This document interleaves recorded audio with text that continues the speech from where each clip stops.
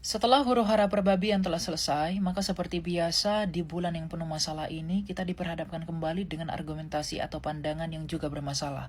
Contohnya pandangan berikut ini. Bilang sama teman-temanku yang Kristen, kita semua akan ikut Yesus. Pandangan ini mengatakan baik Kristen maupun Muslim sama-sama menunggu Mesias yang akan datang, yaitu Yesus. Yang artinya pada akhirnya kita semua baik Kristen maupun Muslim akan sama-sama mengikut Yesus. Pandangan ini terdengar logis, tapi justru sebaliknya pandangan ini mengandung banyak sekali pembohongan, terlebih lagi jika disandingkan dengan iman Kristen. Yang perlu kita ketahui adalah 2000 tahun lalu ketika Yesus Kristus datang ke dunia ini, dia telah mengangkat para muridnya dan telah memerintahkan murid-muridnya untuk membaptiskan semua orang yang mau mengikut dia dalam nama Bapa dan Anak dan Roh Kudus. Dalam Matius 28, Yesus Kristus mensyaratkan bahwa jikalau mau mengikut dia, orang-orang itu harus rela memberi diri mereka dibaptis dalam nama Bapa dan Anak dan Roh Kudus melalui gerejanya sendiri.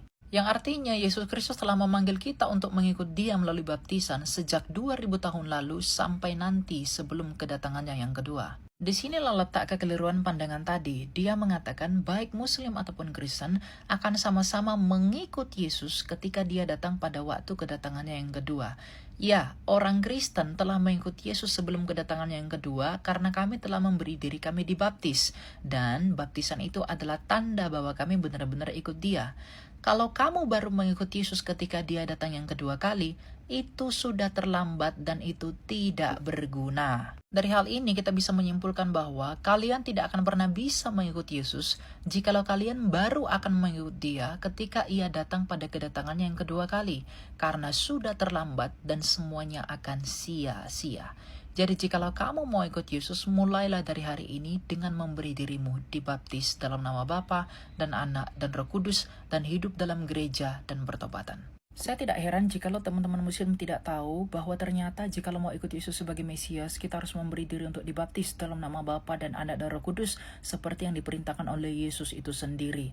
Hal ini dikarenakan sumber dan literasi iman mereka terlalu jauh dari hidupnya Yesus itu, di mana Yesus hidup di abad pertama, sedangkan iman dan ajaran mereka baru ada di abad ke-7, 600 tahun jarak dan lamanya.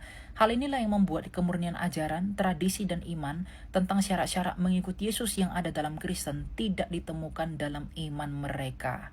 Sebagaimana air hanya jernih di sumber mata air, dan akan semakin keruh jikalau semakin jauh dari mata air. Jadi jikalau teman-teman mau ikut Yesus dalam kemurnian, kembalilah kepada sumber mata airnya, yaitu kekristenan itu sendiri yang memelihara hingga saat ini.